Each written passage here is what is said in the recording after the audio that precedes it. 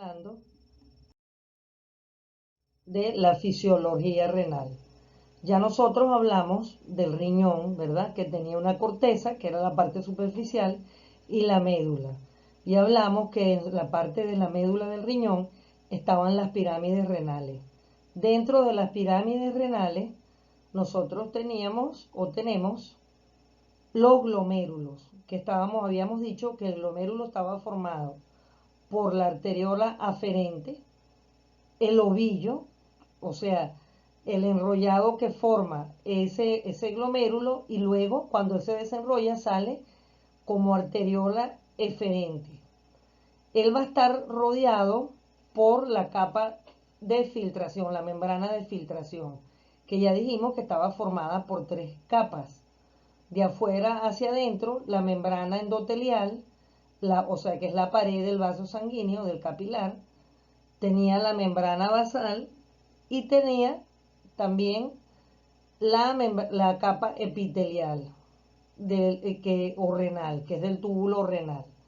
Ahora, ese glomérulo, que es el que estamos viendo acá, este es el glomérulo, y habíamos dicho que esa capa de filtración o esa membrana de filtración, que no sale en este dibujo, sino el glomérulo, va a estar protegido por una estructura que la rodea toda ella y la protege, que es la cápsula de Bowman. Entonces, fíjese, aquí tenemos el glomérulo, la arteriola eferente. ¿De dónde venía la arteriola eferente? De la aorta abdominal, ¿verdad? Entonces, la arteriola aferente, forma el ovillo y luego sale como arteriola eferente. Y ella aquí está rodeada por la membrana de filtración que ya nombramos. Luego, cuando ella sale, esta arteriola eferente va a conectar con lo que son los túbulos renales. Los túbulos renales vamos a tener el túbulo proximal. ¿Por qué se dice proximal o distal? La palabra proximal se va a hablar en el sentido del que esté más cerca al glomérulo. Entonces, este túbulo proximal, como podemos ver, está próximo al glomérulo. Entonces tenemos el tubo proximal. Luego va a ser continuado por el asa de Henle. El asa de Henle es todo esto, ¿verdad? Entonces, el asa de Henle tiene una porción descendente, que es la porción descendente del asa de Henle, que es este. Esta es la porción transversa y esta es la porción ascendente. ¿Por qué se llama asa de Henle? Porque se le compara al asa de una taza. Saben que el asa de una taza es esa forma, que tiene esta forma, que es por donde nosotros con las manos, con los dedos, ¿verdad? Hacimos la taza o la jarra. Por eso le pusieron ese nombre. Luego, al asa de Henle la va a seguir el túbulo distal. Luego él va a ser seguido por el túbulo colector. Este túbulo colector, ¿con quién va a conectar? Con el uréter, que vimos en la clase anterior cuando vimos la anatomía renal. Entonces, ¿se acuerdan que yo les hablé de un concepto de la célula donde hablábamos de la nefrona? Que la nefrona no era es una unidad funcional, no anatómica. Entonces, si yo pregunto, ¿verdad?, ¿cómo está constituida una nefrona va a estar constituida por el glomérulo y por el tubo colector al cual él drena. ¿Ok? Entonces, un glomérulo y el tubo en donde él drena los líquidos que pasan por él,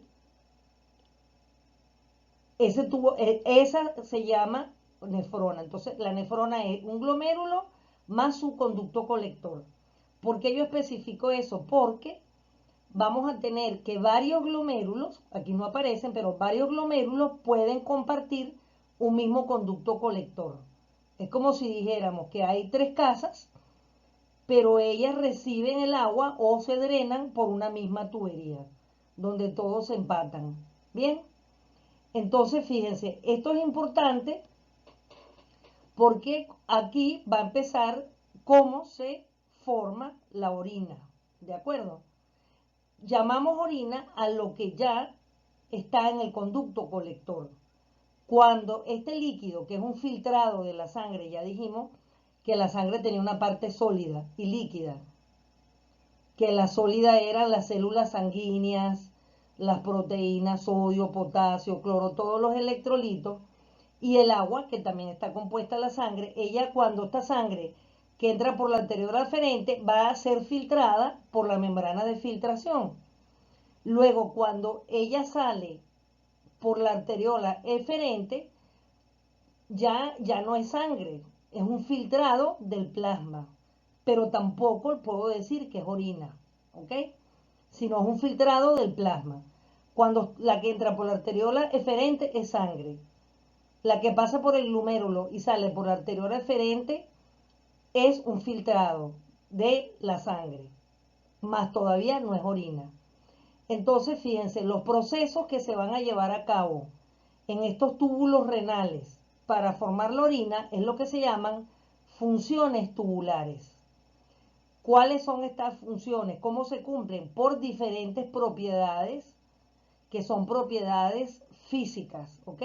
Esto se aplica no solamente al ser humano, sino a cualquier materia orgánica, materia viva. Entonces, tenemos el proceso de filtración, que es desde la sangre hacia la luz.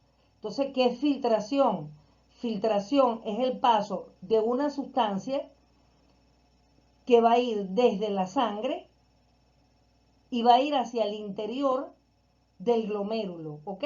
Ella está afuera y va a atravesar esta membrana, ella viene por la sangre, ella va a atravesar esta membrana que está protegida por la cápsula de Bowman y lo que se filtra ahí es lo que va a pasar a ese glomérulo y lo que va a salir por la arteriola eferente.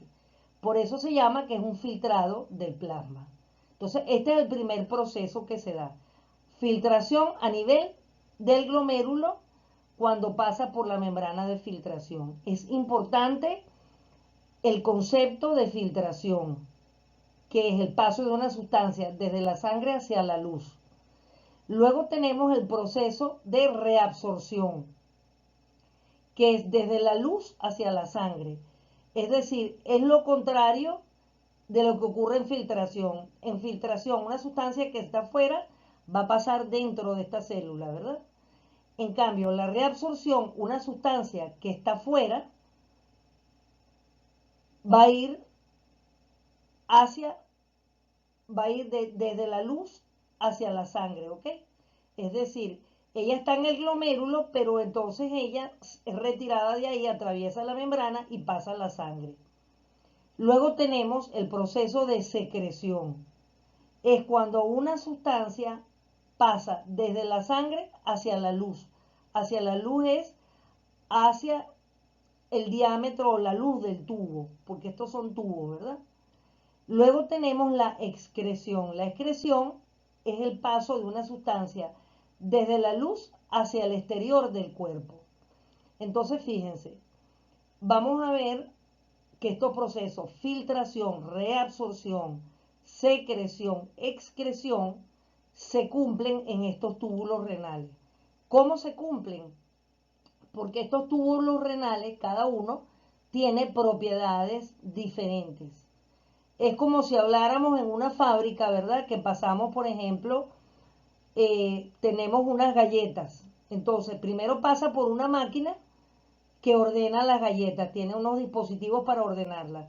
Luego puede pasar a una máquina que empaca la galleta. Una vez que la galleta ha sido ordenada y empacada, pasa a otra máquina donde le pone un sello. Entonces, esto más o menos es lo que ocurre acá. Entonces, vamos a ver que cuando el filtrado del plasma sale por la arteriola eferente y llega al túbulo proximal, que es vamos a ver que allí hay una propiedad que tiene ese túbulo proximal donde él es permeable al agua e impermeable a los solutos.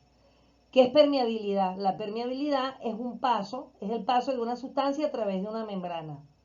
Para que una sustancia pueda atravesar una membrana, esta sustancia tiene partículas, como ya lo dije en la primera clase, que tienen el mismo diámetro que las partículas pueden pasar. Si las partículas son muy grandes, no pueden pasar. Es como si yo quiero pasar un objeto grande, un carro, por una puerta, yo no lo puedo pasar. La única manera sería yo reventar la puerta para que pudiera tener los diámetros para que ella pasara. Pero si ella tiene los diámetros, entonces esa puerta es permeable a que pase el objeto. Entonces, el túbulo proximal es permeable al agua, pero es impermeable a los solutos. Eso significa que cuando el líquido que es filtrado del plasma pasa por aquí, por de la arteriola eferente al túbulo proximal, este túbulo proximal va a hacer que salga agua del tubo. Esa agua va a pasar otra vez a la circulación arterial. Y lo que va a quedar atrapado allí van a ser las partículas sólidas. ¿Cuáles? Las células sanguíneas, las proteínas, la glucosa, todo lo que el cuerpo necesita para nutrir, porque ¿qué es lo que va a hacer el túbulo proximal? Él va a conservar los nutrientes y las sustancias que son útiles para mantener vivo el cuerpo y va a eliminar el exceso, no es que va a eliminar todo el agua, sino el exceso de agua, y de esa manera ella regula la presión que puede haber en la sangre. ¿Por qué? Porque a mayor volumen de líquido, mayor presión. Entonces, cuando esta sustancia, que era el filtrado del plasma, sale de la arteriola eferente y pasa por el túbulo proximal, ella pierde agua, sale agua y retiene soluto. Es decir, que cuando ella sale ya del túbulo proximal y va al asa de Henle, ya esta sustancia está más concentrada, más densa. Es como se acuerdan que hablamos del colador de café, está más densa porque ha perdido agua. Entonces, si yo pongo una misma cantidad de soluto en menor cantidad de agua, la solución que voy a obtener es más densa. Esta propiedad se mantiene en el asa de Henle, ¿ok? En la porción descendente del asa de Henle. Pero cuando ella llega la porción transversal, que es esta, del asa de Henle, y en la porción distal, o la porción ascendente del asa de Henle, ella va a cambiar su permeabilidad. Habíamos dicho que el túbulo proximal era permeable al agua, impermeable a los solutos, por lo cual la sustancia que pasara por ahí se iba a concentrar. Cuando pasa al asa de Henle, a medida que baja por el asa de Henle y vuelve a subir por la porción ascendente, esta asa de Henle, su propiedad es diferente, es la contraria del túbulo proximal. Ella es impermeable al agua y permeable a los solutos. Es decir, que cuando esta sustancia se concentró y pasó al asa de Henle, aquí ya no se siguió perdiendo agua, más bien se retuvo agua y se empezó a eliminar sustancias sólidas, ¿ok? Sodio, potasio, todo lo que mencionamos. Luego, cuando ella llega, a medida que ella se va alejando, esta asa de Henle y va en la parte ascendente, ella va perdiendo esta propiedad y cuando llega al túbulo distal, el túbulo distal es permeable al agua, impermeable a los solutos. Entonces, cuando esta sustancia ya sale del asa de Henle, está diluida. ¿Por qué está diluida? Por lo que acabo de decir, que ese tubo, el asa de Henle, es permeable al agua, es impermeable al agua y permeable a los solutos. Entonces la sustancia está diluida cuando llega al túbulo distal, cuando llega al túbulo distal, vuelve a tener la permeabilidad del túbulo proximal. Se hace otra vez permeable al agua e impermeable a los solutos. Entonces ella se diluye, cuando llega aquí, ya permite la salida de agua y evita la salida de soluto y se vuelve a concentrar. Una vez que esta sustancia sale del túbulo distal, ya más concentrada, ella va a pasar al tubo colector. Ya en el tubo colector, esta sustancia que era un filtrado del plasma cuando entró al glomérulo, ya se llama orina. Entonces, ¿cuándo se llama orina? Se llama orina cuando ese líquido del filtrado del plasma pasa ya por el tubo colector. ¿Por qué? Porque ya ha pasado 3 controles de calidad, como habíamos dicho, que estábamos hablando del paquete de galletas, ¿verdad?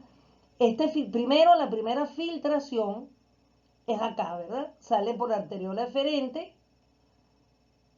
y entonces ellas van a pasar sustancias que sean del diámetro del túbulo y otras no. Que habíamos dicho que era filtración, va desde la sangre hacia la luz, es decir, la sustancia que trae la sangre van dentro de estos túbulos, ¿ok?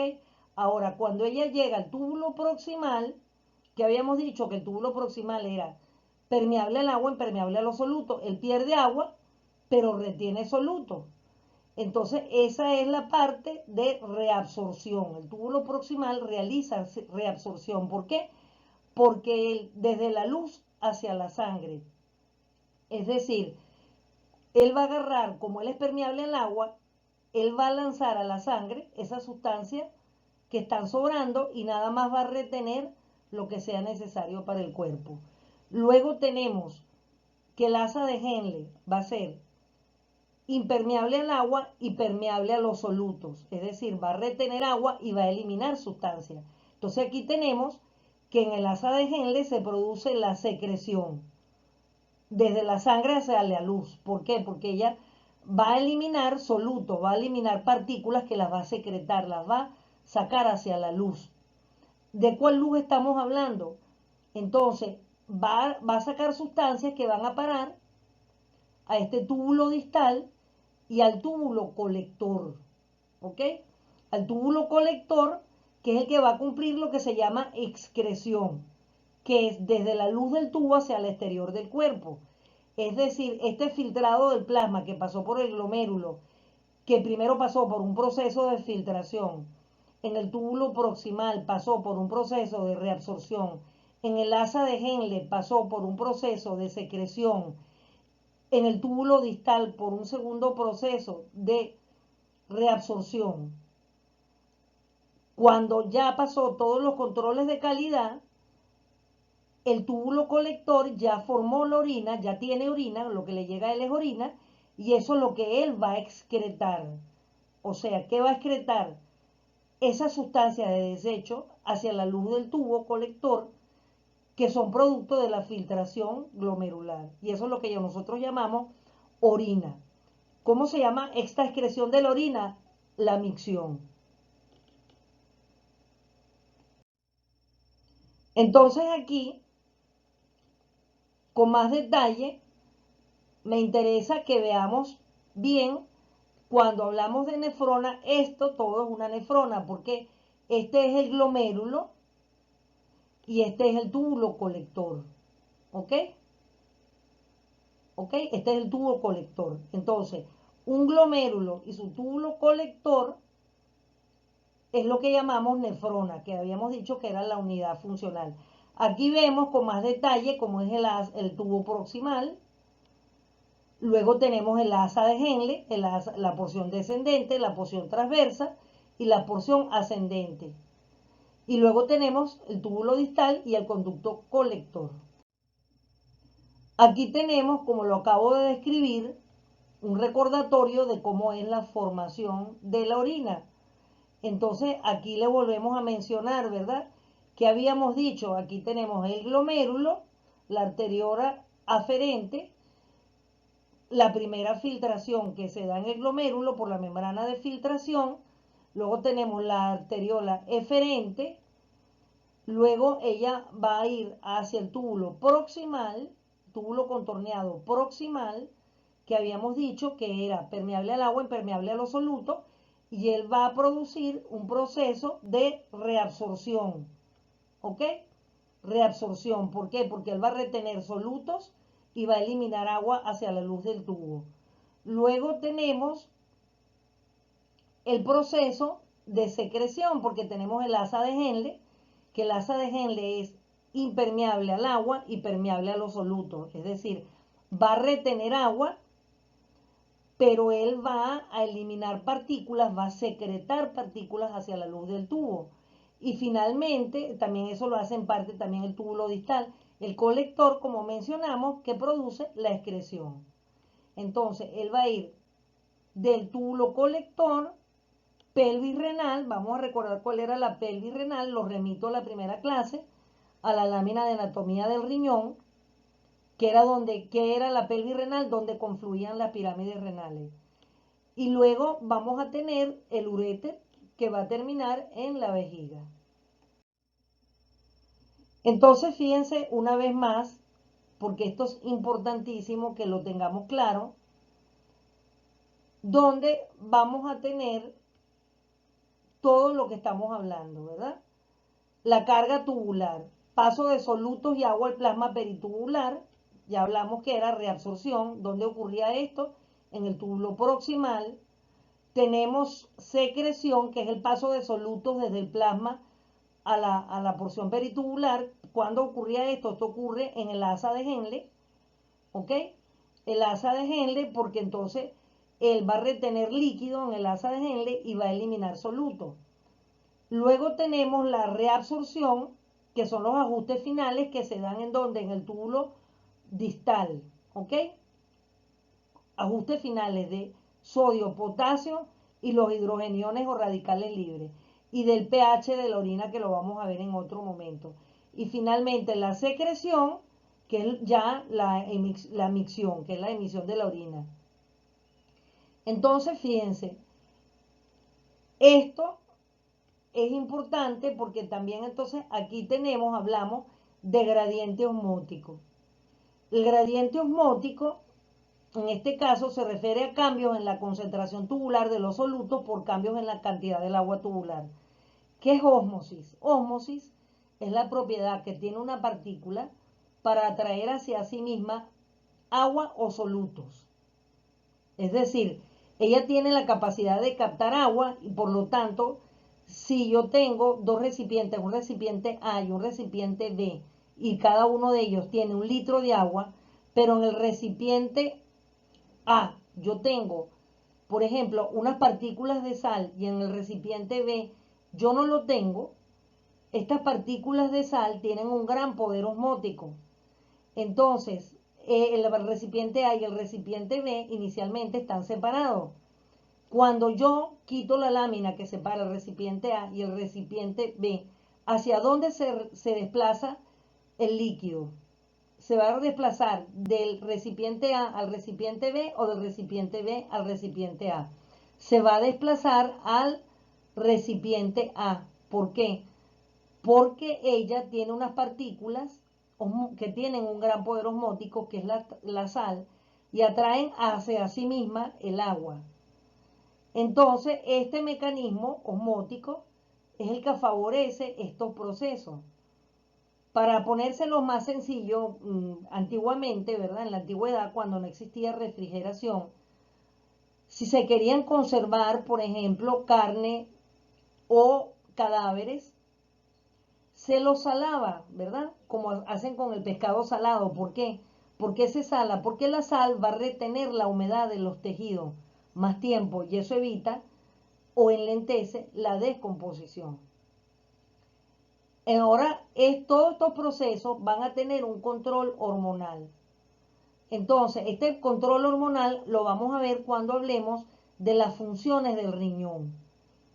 Entonces, ¿qué es lo que vimos aquí? Mecanismos de dilución y concentración de la orina. La dilución, ¿cuándo ocurría? Ocurría cuando el filtrado del plasma pasaba por el asa de Henle, porque ella era impermeable al agua e impermeable a los solutos. Cuando se concentraba la orina en el túbulo proximal. ¿Por qué? Porque ella perdía agua y retenía solutos. Y la creación del gradiente osmótico corticomedular, es decir, cuál va a ser la concentración de la orina que sale finalmente. Ustedes van a ver más adelante que a veces, y ustedes lo han experimentado en algún momento, si ustedes toman menos líquido o en algún momento han estado deshidratados, van a ver que la orina de ustedes va a estar más densa, más concentrada, y se refiere a todos estos mecanismos. Pero también puede ocurrir de manera patológica en enfermedades del riñón, como la glomerulonefritis, como las insuficiencias renales agudas o crónicas, que no es tema para ustedes en este momento. Entonces, ¿qué hemos visto? Hemos visto la anatomía renal, hemos visto la unidad funcional del riñón, que es la nefrona, y hemos visto las funciones tubulares y la formación de la orina.